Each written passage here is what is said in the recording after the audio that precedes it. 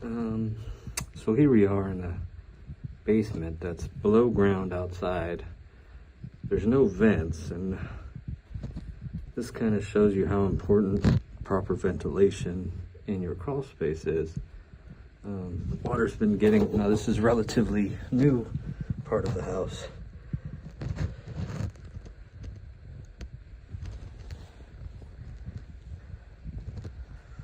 You can see you got stuff growing all over.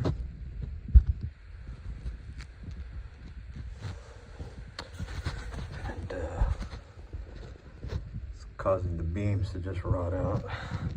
The floor joists. This is their beam. That's just disintegrating and crushing.